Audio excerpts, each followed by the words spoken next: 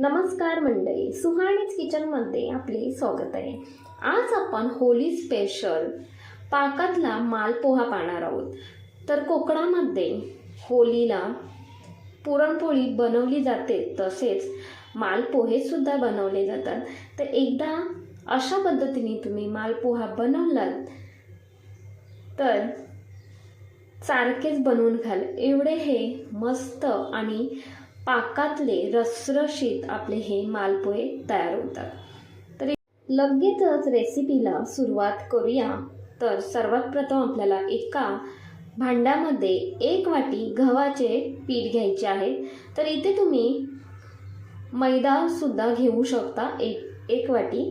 तर त्याच वाटीने 1 वाटी बारीक रवा घ्यायचा आहे. जर तुमच्याकडे बारीक रवा नसेल तर तुम्ही जाड रवा थोडासा मिक्सरला लावून घेतला तरी सुद्धा चालणार आहे. आता यामध्ये 2 चम्मचभर साखर घालून घेते, म्हणजे त्याची मालपोह्याची टेस्ट आहे ती खूप मस्त येते. त्यानंतर चम्मचच्या सहाय्याने हे व्यवस्थित एकजीव करून घ्यायचे आणि यामध्ये आपल्याला घालायचं आहे दूध. तर दूध आपल्याला कोमट दूध घालायचं आहे, थंड दूध घालायचे नाही, कारण आपण यामध्ये रवा घातलेला आहे. तर रवा व्यवस्थित असा भिजला जाईल यासाठी कोमट दुधाचा वापर करायचा. व्यवस्थित हे एकजीव करून घ्यायचे. तर पहिले मी 1 वाटी दूध घेतले आहे.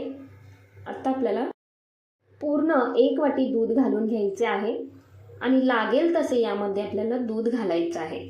तर हे व्यवस्थित एकजीव करून घेतल्यानंतर यामध्ये आपल्याला परतलं दूध घालायचं आहे. तर मी परतला 1 वाटी दूध घेतले आणि ते सुद्धा यामध्ये पूर्ण घालून घेतले, म्हणजे मी जवळजवळ 2.5 वाटी दूध घातले आहे. आणि हे बॅटर व्यवस्थित असे एकजीव करून घ्यायचे आहे मिक्सरच्या साहाय्याने. व्यवस्थित एकजीव करून घेतल्यानंतर इथे मी चम्मचने दाखवते तुम्हाला. मस्त असे आपले हे बॅटर तयार झालेले आहे मालपोह्याचं. तर आता हे असेच आपल्याला बाजूला ठेवायचे आहे 10 ते 20 मिनिटासाठी. तर आपण आता लगेच पाक तयार करूया. तर त्यासाठी इथे एका कढईमध्ये 1 वाटी साखर आणि त्याच वाटीने 1 वाटी पाणी घ्यायचे आहे.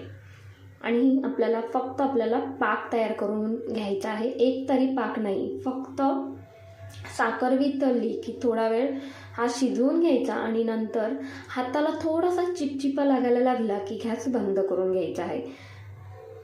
तर इथे मी चम्मचच्या सहाय्याने तुम्हाला दाखवते.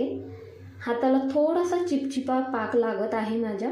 थोडासा चिपचिपा लागला की लगेचच आपल्याला गॅस बंद करून घ्यायचा आहे. तर यामध्ये तुम्ही थोडासा खायचा रंग घातलात पिवळा तरीसुद्धा चालेल. तर इथे मी खायचा रंग थोडासा घालून घेणार आहे.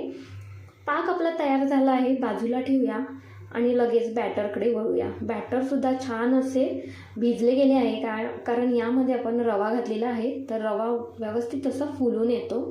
आता यामध्ये आपल्याला घालायचं आहे 1 चम्मचभर बडीशेप. तर बडीशेप मी खलबत्त्यामध्ये कुटून घेतली, ती घालून घेतली. अर्धा चम्मचभर वेलची पावडर आणि अर्धा चम्मचभर तूप घालायचं. त्याने सुगंध तर खूप मस्तच येतो आणि चवसुद्धा छान लागते. तर हे व्यवस्थित एकजीव करून घेतल्यानंतर आपले इथे मालपोह्याचे बॅटर परफेक्ट असे तयार झालेले आहे. लगेचच आता मालपोहे तयार करून घेऊयात. तर त्यासाठी गॅसवरती कढईमध्ये तेल घालून घेतले. तर भांडे असे पसरट घ्यायचे, कढई घ्या किंवा पॅन घ्या, पण पसरट घ्यायचे, म्हणजे त्यामध्ये मालपोहा मस्त असा तयार होतो. त्यानंतर तेलसुद्धा व्यवस्थित गरम झाले आहे. तर तेल मालपोहे आपल्याला तयार करण्यासाठी जास्तीचं गरम नको आहे, तर थोडेसेच गरम असायला हवे. त्यानंतर एक पळी अशा पद्धतीने बॅटर तेलामध्ये सोडून घ्यायचे.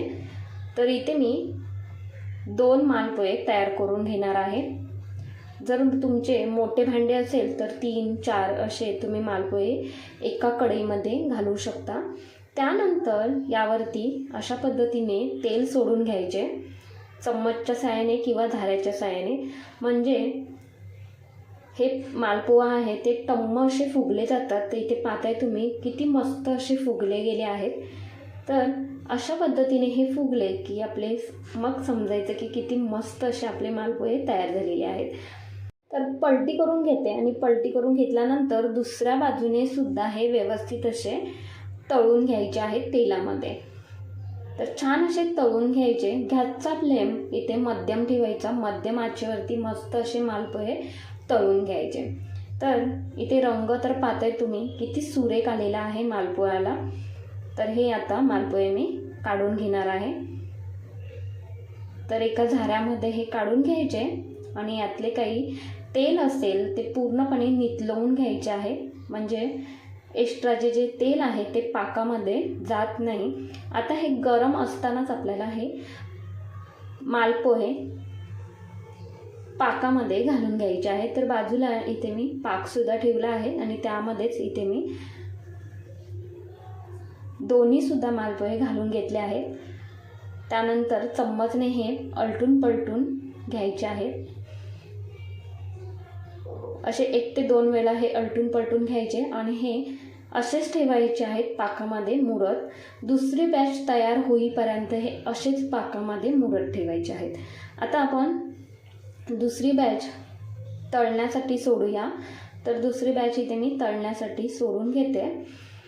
त्यानंतर सोडून घेतल्यानंतर यावरती अशा पद्धतीने तेल सोडून घ्यायचे, म्हणजे पटकन असे टम्म फुगले जातात. तर खरंच किती जबरदस्त हे मालपोहे तयार होतात. एकदा तुम्ही नक्कीच अशा पद्धतीने बनवून पहा. तर आपले इथे दुसरी बॅचसुद्धा तयार झाली. त्यानंतर आपले हे पहिले जे मालपोहे आहेत पाकातले ते अशा पद्धतीने काढून घ्यायचे. यातला जो पाक आहे तो थोडाफार असा काढून घ्यायचा चम्मचच्या साहाय्याने आणि एका प्लेटमध्ये हे सर्व करून घ्यायचे. तर होळीसाठी अशा पद्धतीने मालपोहा तुम्ही बनवूनच पहा, खूपच मस्त तयार होतो. त्यानंतर ही दुसरी बॅच आहे ती पाकामध्ये सोडून घ्यायची. अशा पद्धतीने व्यवस्थित असे सोडून घेतल्यानंतर हे सुद्धा पाकामध्ये असेच मुरत ठेवायचे आहे तिसरी बॅच होईपर्यंत. असेच हे मालपोहे तयार करून घ्यायचे. खूपच मस्त होतात मालपोहे. चवीला तर जबरदस्त होतात बरं का. एकदा केलात ना तुम्ही तर हमखास तुम्ही सारखेच हे मालपोहा बनवून घाल. तर ही कोकणातली डिश आहे आणि कोकणामध्ये सणावाराला अशा पद्धतीने मालपोहा हा बनवलाच जातो. तर होळीलाच हे मालपोहे बनवले जातात असं काही नाही. अगदी लहान मुलांना गोड काहीतरी खावं वाटलं तर हे मालपोहे कोकणामध्ये बनवलेच जातात.